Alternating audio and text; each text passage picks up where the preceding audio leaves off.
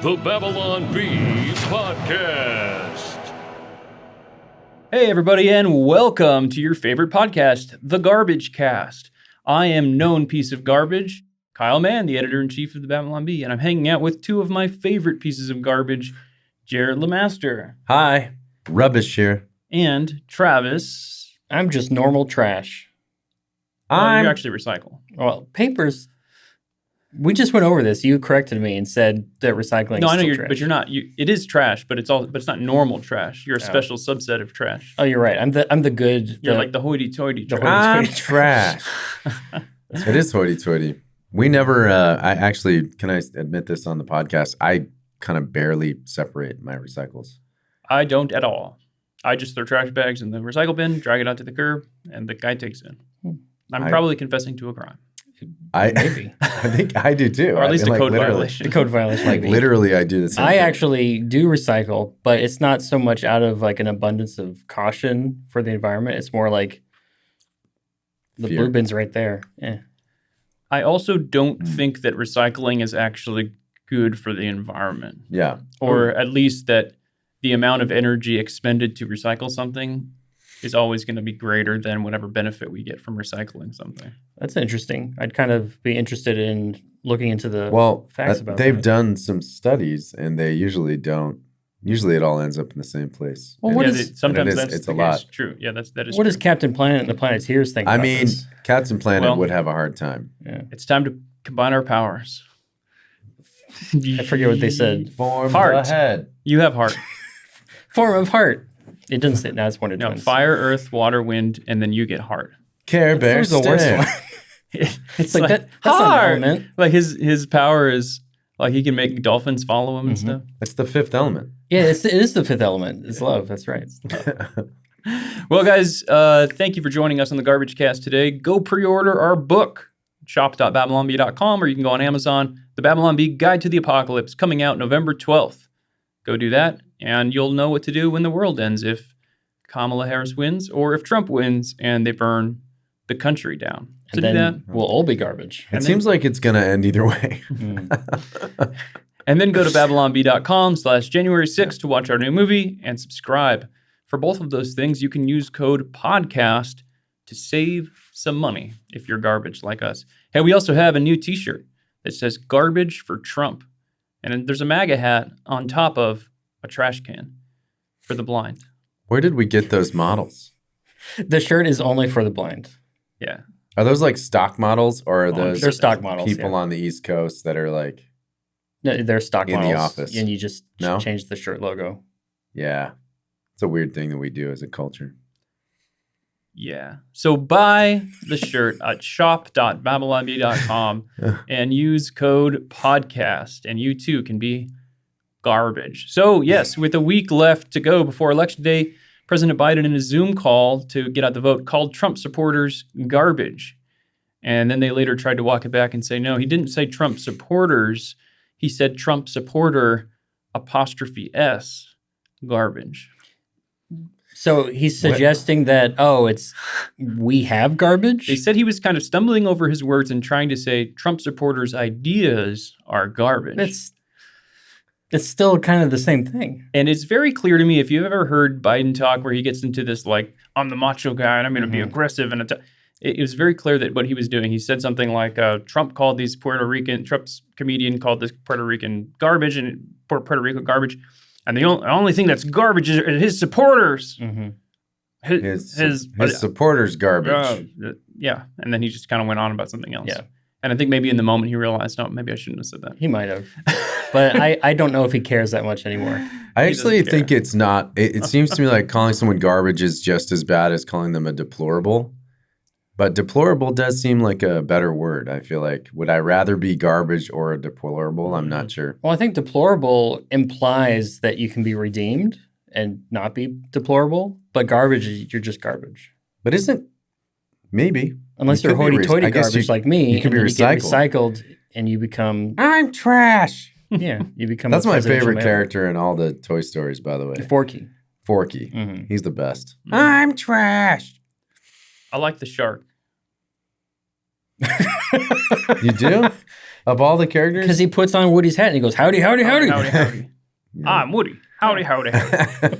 And then he's never heard from again the rest of the series.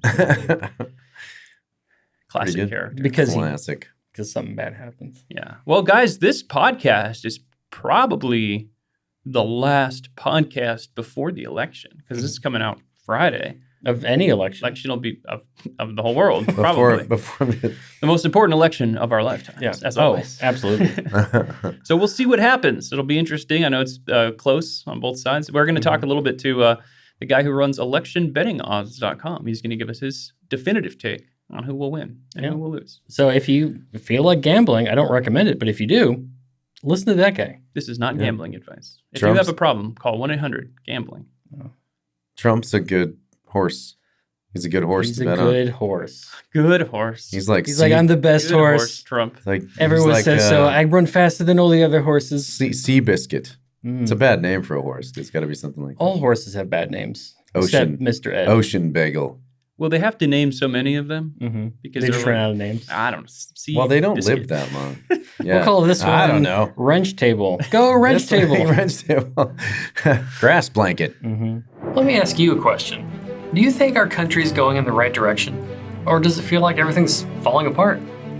If you're feeling alarmed, you're not alone. In fact, Americans from all walks of life have taken action to prepare for whatever's coming next. And that starts with having an emergency food supply. Storing food in your home is the right thing to do, because we're living in crazy times, which explains why so many people are preparing. Right now, you can get ready too with a 3-month emergency food kit from My Patriot Supply. It comes with delicious foods like creamy stroganoff, honey wheat bread, and mushroom rice pilaf. The entire kit offers over 2,000 calories every day. This food kit lasts up to 25 years. Who knows what our country will look like then? It might look like the Planet of the Apes. But when that day comes, you'll be ready. Go to preparewithb.com now to order your 3-month emergency food kit from My Patriot Supply. Go to preparewithb.com and fight those darn dirty apes. What's in the news this week? All right. So USA Today has joined the Washington Post and the LA Times in not endorsing Kamala Harris, not endorsing any candidate for president. And this is the first time in their newspapers' respective histories where they haven't done that, I think. Yeah, I think some of them maybe hadn't at certain points, but first time in a long time at least. Washington Post says that they lost 200,000 of their 2.5 million subscribers. Wow. When they didn't. For not endorsing Kamala. What? So they only lost 200,000 of 2.5 million. Well, that's not- like almost 10%. I mean, I guess that's 200,000 like Well, extremists. considering That's that's pretty probably not enough subscribers for them anyway, considering how newspapers are always talking about how, the newspaper it isn't industry. enough. It's never enough. So they lost a big chunk for not having an opinion, which is weird, I think. That yeah, anyone would care. for being journalists and trying to be objective. Yeah. I mean, my hot take is that I don't care if newspapers endorse or not. I don't think they should because they're trying to be objective. Oh, I agree with that. Yeah. But obviously they aren't objective. Yeah. Haven't been for a long time. Yeah, But and now they're pretending to be objective because Kamala's such a bad candidate. I think that's what's going on. I They're, think they're like, they're- see, yeah. we're objective because she's terrible. But if you're trying to read this newspaper to get the news of what's happening in the day and you want it to be unbiased, why would you want your newspaper to endorse a candidate? Because then Right. they're just coming out and saying, you already know they're biased, Mhm. but they're coming out and saying, we want this person to win. Yeah, it's just a weird concept. I don't know why newspapers ever did it. I mean, I know they have a division between editorial board, opinion Sure. pieces, and then like what's supposed to be the objective news. But you know that's not a real division. Like that's not a real. not anymore, Yeah. if it ever Yeah. was. But Right. So but true. also they don't. It's not like they went. Our editorial board endorses this. It's always the newspaper itself. Yeah. It's Sometimes they say editorial board, but yeah, you're right. I mean, it's a real fuzzy line between Yeah. those things. but the good news is that Arnold Schwarzenegger is voting for Kamala. He endorsed her. Ah, He says that Trump just divides and causes anger. See, he would say it like, Trump just divides and causes anger. I knew that we wouldn't be able to put an Arnold Schwarzenegger story in here without Jarrett doing an accent. Well, just That was me. Jarrett. I thought Arnold was here. Arnold was here. I'm actually terrible at Arnold. For our audio listeners, Arnold Schwarzenegger has walked into the room. Hello, I'm Arnold.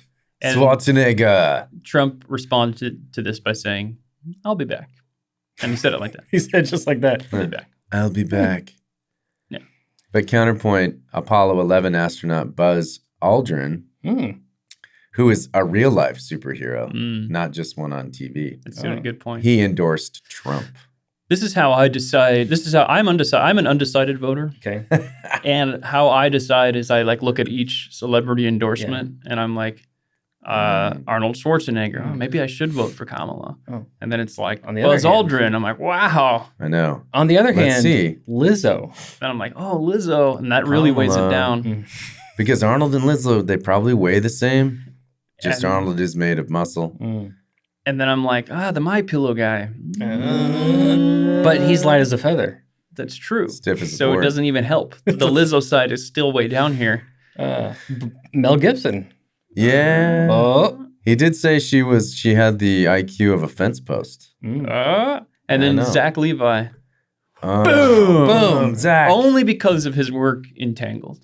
Only because he cried on Megyn Kelly. I'll be honest, I keep forgetting he does the voice in Tangled. That is the first thing I think of when I think of Zach Levi. Is Tangled. Totally. Isn't that weird? Do you know Zach No, it's says? not weird. Zach says that's his best work. This is magnum opus. Yeah, he does. He says it's great. And the TV series in particular. Yeah, the TV series. It's actually really good. Apparently. Ever After or something. What's it called? Tangled. Tangled Ever After, maybe. Something like that. Tangled Forever. It's not homosexual. I don't think so. Okay. I mean, that sounds weird out of context, but I mean, because the Disney shows. It was like a good meme, actually. 10 years ago or something. It was before. Yeah. Oh, okay. Before homosexuals. Before existed. homosexuality was invented. Okay. Before the Bible and correct. Oh, okay. They retranslated. Then it's great. I should watch it. Yeah. But 1947. Barbara Bush endorsed Harris. Oh. Whoa. I thought she was dead. And that's surprising. What is George Bush? Who is he going to vote for? W. Barbara is the W one? Yeah, it's actually W's daughter. I thought Barbara was senior. Barbara Bush is the woman or the... Barbara Bush was... Who's Barbara Bush? H.W. Bush's... She was the first lady. But... So this is GW. W named his daughter after her, Barbara Bush. Dan just typed in the notes, the old one died. Oh, W's daughter. So she's what, like 20? That's a much more succinct explanation. W's daughter has to be in her 20s. So then. W's daughter... No, she's way older than her 20s. She was like a teenager when he was in office. Yeah, but he was kind of a young president, wasn't he? But it doesn't matter. Maybe she's in her 40s. Yeah, I bet she's in her 40s. Yeah, you're probably right. 40s, Wow. not 20s. At any rate, I think we're both wrong. We're all wrong because Barbara Bush looks like Seth Dillon. Yeah, look at this preview that Twitter pulled for this Barbara Bush endorses Harris story. Somehow it got confused because we actually released a video where we said that we endorsed Kamala Harris. Mm-hmm. Yeah. And Seth delivered the message to everybody. Quite well. And Twitter got confused because that video was like trending and super viral on Twitter, and it pulled it as the image. Yeah. So Barbara Bush. Because both stories kind of at the same time. They both said like endorses Harris. They were both going up, and then Twitter's AI was like, yeah, this must be Barbara Bush. So as an objective news organization, why did we endorse a candidate? Because we are the most truthist. Oh. Also, all the positives. So we people want to hear what our opinion is. Obviously, that seems like Harris has a lot of great qualities too. Melanin. She's a woman. We needed to point those out. She, her. Lots of melanin. There's a lot of melanin. Melatonin. Yeah. All right, it's time now for us to enter the battle box. In America, we resolve our differences at the battle box. That's how we do it, at the battle box, not with bullets. One thing enters, and then one other thing enters, and only one thing leaves. Did they go in order? Separately. It's polite. Yeah. One opens the door for the other. One thing enters, and then thank you.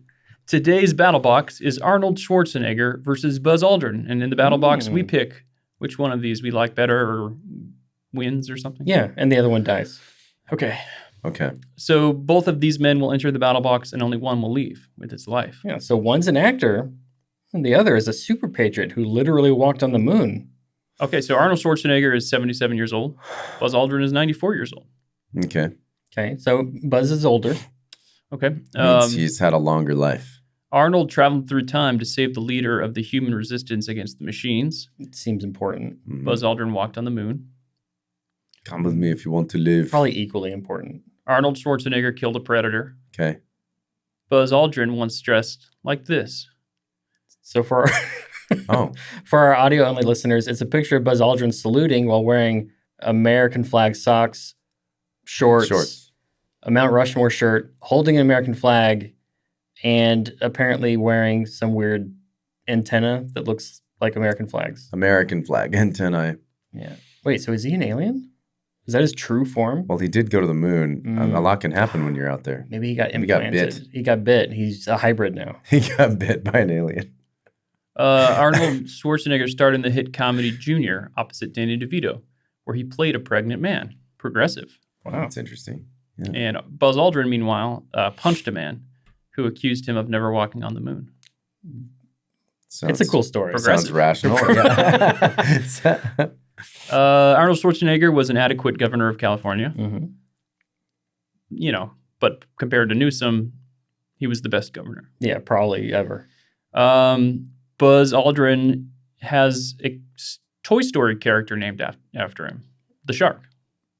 Yeah. Buzz the shark. Yeah. And Arnold Schwarzenegger, Total Recall? Mm-hmm. Would Buzz Aldrin be able to kill a predator? That's another good point. Undoubtedly. I'm not so sure. Who wins? Yeah, what do you think? It's a Well, good question. I think it's pretty even, except Arnold Schwarzenegger's was in Total Recall, Mm-hmm. which led to the Total Recall reboot. Oh, with Colin Farrell. Yeah. And I Sad. think that tips it in favor of Buzz Aldrin. You did not like the reboot. I actually did not hate it, but Colin Farrell is very strange, a strange actor to me. He never looks like he's in the time that he's supposed to be in. He always looks like a late 20th century businessman Oh.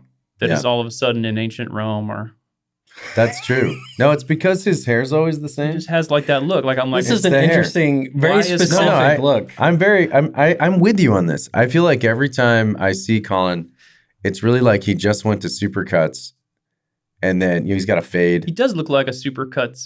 doesn't he? A Supercuts model, Yeah, but then now he's like Alexander the Great with Yeah. a Supercuts hairdo. Yeah. yeah. But now he's the Although Penguin, the Penguin doesn't even look like himself. But they had to do so much makeup because otherwise you'd be like, Batman. Oh, that guy looks like he belongs in Rome. why is Colin Farrell in Gotham? And why is this 21-year-old kid playing this character? Because he looks the same age. Like he's been the same age. I'm like, oh, it's World War II. There's Colin Farrell. he was also in the remake for Fright Night, which was not as good as the original. Oh, But to your point, he looks like a 20-year-old kid. he does. He's a vampire. Maybe he is. That's probably why they cast him. Well, he's probably really old, and that's how he got a good So career. it sounds like we're all agreed that Colin Farrell wins the battle box. Yeah, Oh, Colin Farrell has won. So he just appeared, and you're like, hey, what's Colin Farrell doing in the battle box? over Buzz Lightyear. Well, it's like a wrestling match. He just went in and just like with That's a good point. chair. All right, the winner is Colin Farrell. So Trump Yeah. went on Rogan for 3 hours, and it was hilarious. I mean, lots of boring parts, but also lots of funny parts, and he just seemed like a normal dude who was Mm-hmm. talking to Joe Rogan, which I thought was cool. Yeah, He had a lot I of- listened to some clips. It's so long. I didn't Yeah, I listen didn't to the listen whole to it. thing. I agree, but I think he did compliment Joe Rogan a lot. It was interesting. It's like, you're very interesting. You're a very interesting guy. It's like, who are you? I don't think Have you I've ever done this before? He probably Is this your first time? yeah. It's amazing. It's pretty good for your first time. And he said during the interview with Trump, he was Trump said something like, "Can you imagine Kamala coming on this show? She would be a mess. She would be on the floor. She'd be curled up in the corner." And Rogan was like, he's trying to get Kamala on the show, and he's like, "No, I would I can imagine. talk to her like a normal person."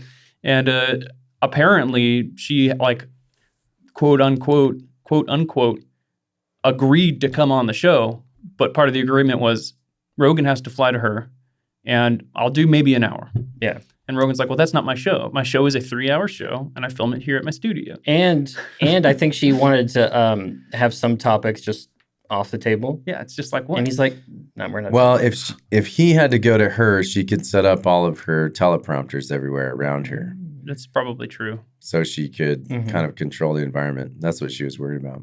Or at very least, they're like, well, maybe she can survive like 45 to 60 minutes Yeah. with her kind of memorized canned talking points, or just hold a normal conversation. I feel like Joe Rogan wouldn't let her do that. That's as That's many. what I I'm think saying. I he don't would think just he- interrupt her. That's as many words as she knows. Yeah. And It it's not fills about an It's hour. not even like he's this like harsh investigative No. journalist. It's like, tell me, you know. He just calls out the. He just asks questions, and he's like, well, yeah, no, because this, and blah, blah, blah. Yeah. And he's just a normal conversation with somebody, you know, where Yeah. you're allowed to question viewpoints and I stuff. think that's what makes his podcast really work. Yeah. Actually.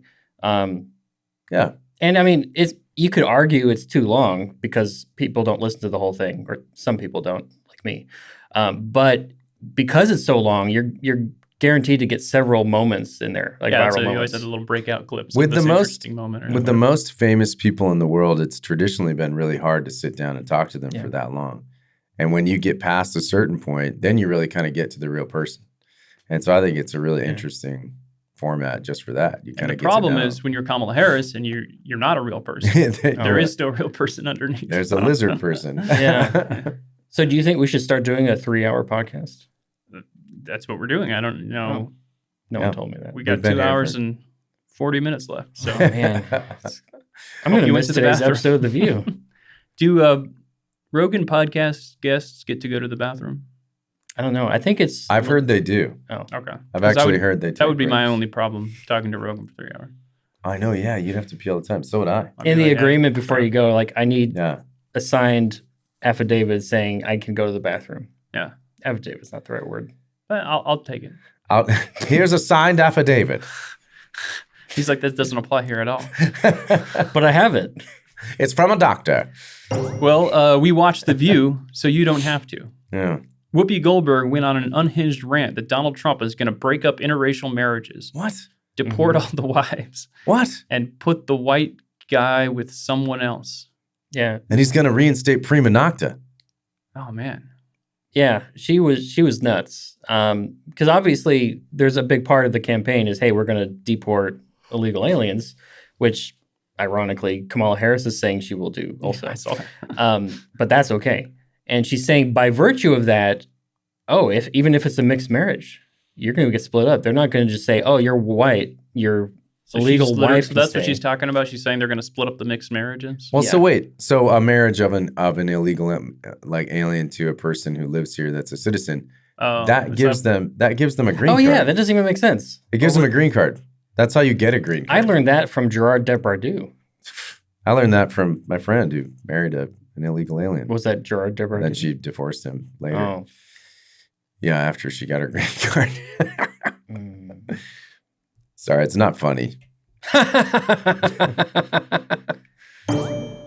Good news for Dwayne Wade, the famous NBA player who was a 3-time champion with the Miami Heat and a 13-time NBA All-Star. He got a statue. Wow, that's great. That's That's a fantastic. good deal. I wish I would get a statue. Yeah. We're Yeah. not going to do that. Like a bronze one. It doesn't have to be bronze. I mean, What if you're in the we could carbonite Photoshop when you you die? into Oh. a statue.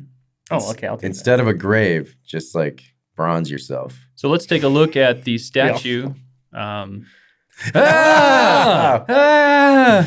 Oh my goodness. If they ever make a bronze statue of me, I hope they increase my jawline like like that. they did to him.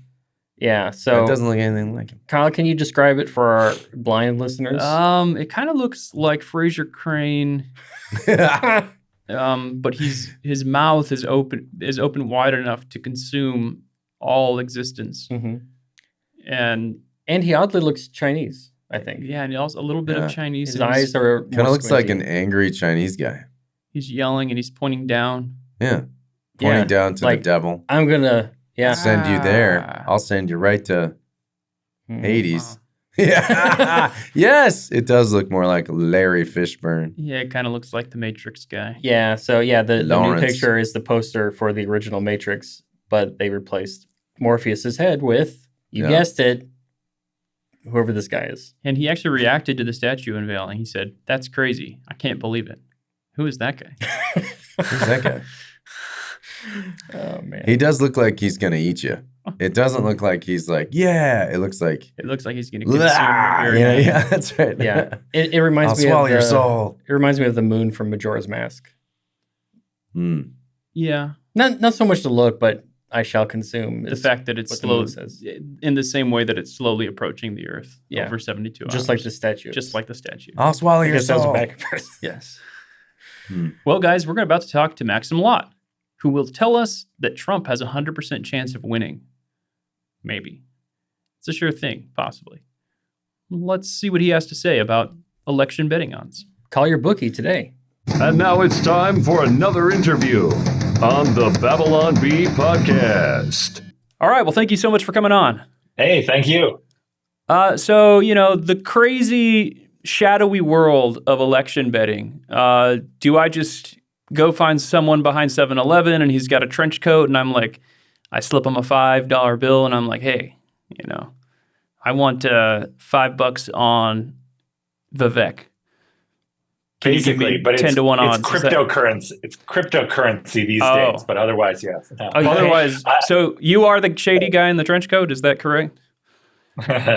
So more than $2 billion has been bet on the election What? so far. No way, I it don't or believe not. that. Wow. Yeah. Most of it on a crypto-based site called Polymarket.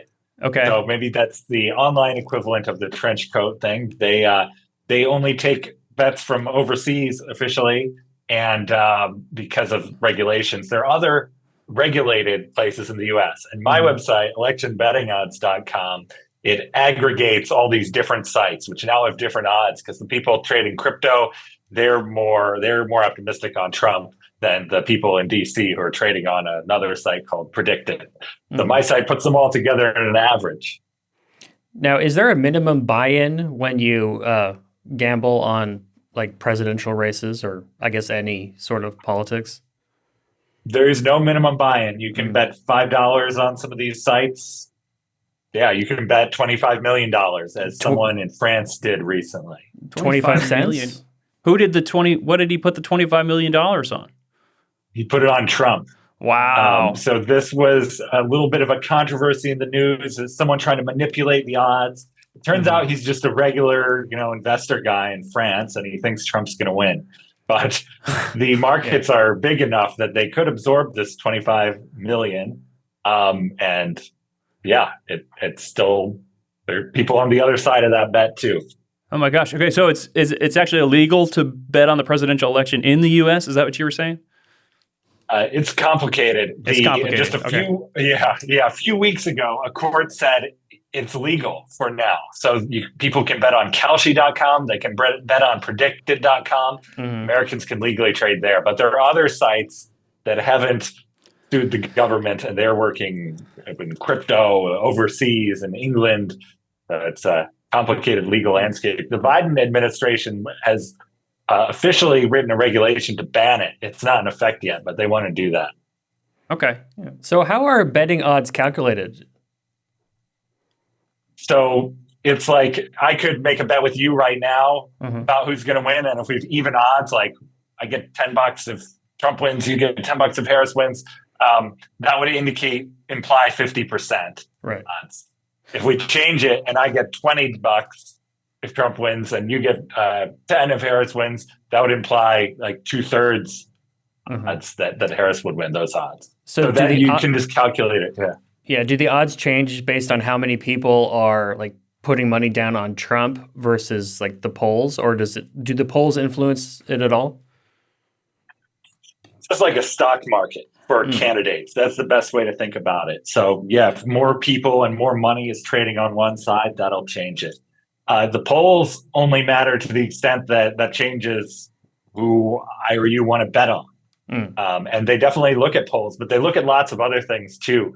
The betting odds in the last month, they spiked a lot earlier. Nate Silver's, his model and the polls have been trailing the betting odds. So the bettors saw this coming, which is impressive.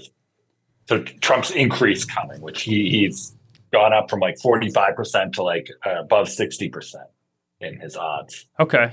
Can you explain that using Pokemon characters? Yeah, like if I was betting on Pikachu against Onyx, what would those odds be? Yeah. No one's betting against Onyx. Well, it's the type difference. Okay. Yeah, I was a Pokemon trader as a kid too. So Oh, nice. Yeah, I also stopped playing Pokemon after I became when an you grow adult. up, that's Obviously. put away childish things. Yeah. So like Hillary Clinton was supposed to win Wisconsin by like 1 billion points. Yep. Do we look at election betting odds as more accurate than traditional polls in some way? The betting odds got that race wrong too. They gave Trump 20% going into 2016, and he won. But what's interesting is I've tracked all the races since 2015, even like Senate and state and governor. And if you put them all together, you can see that whenever the odds say someone has like a 70 to 80% chance, just for example, they actually win 75% of the time. So like they're very well calibrated to what's going to happen. So when they say 20% chance, yeah, it'll probably happen 1 in 5 times. And that's what happened in 2016. That long shot came through. Is there a concern that the mafia is going to pay off Trump so he'll intentionally throw the race and cause everyone who voted for Kamala to win like gangbusters? There is $2 billion on the line. Oh, wow. But there's actually even more on the line when you consider stocks that have a big tie to the election, like Trump's stock. For his social site, Truth Social, that is more than doubled in the last month. And that's kind of following the betting odds. It's people saying if he wins, this is going to be more valuable. So you can also look at these other market indicators. Oh, okay. That's interesting. That would be known as the orange sock scandal. Yep. Thank you for the chuckle. There's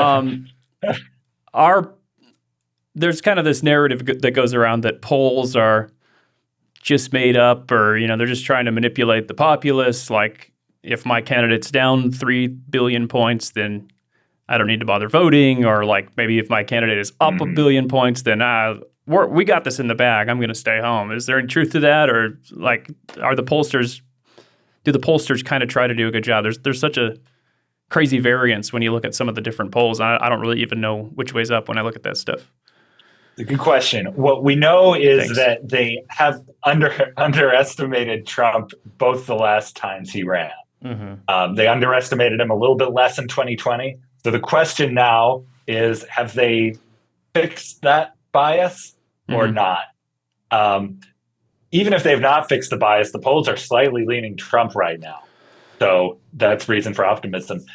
For Trump, I was looking at the state map, and some states like Georgia, North Carolina, Nevada, more than half of all total voters, based on last time, have already voted now.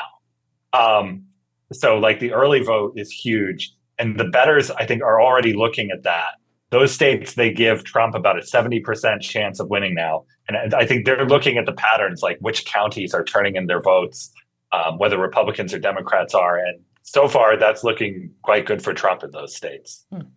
So what was the the origin story for creating this website, like that you and John Stossel got together? Is it because he has a crippling gambling addiction, or like what made you guys decide to throw it together?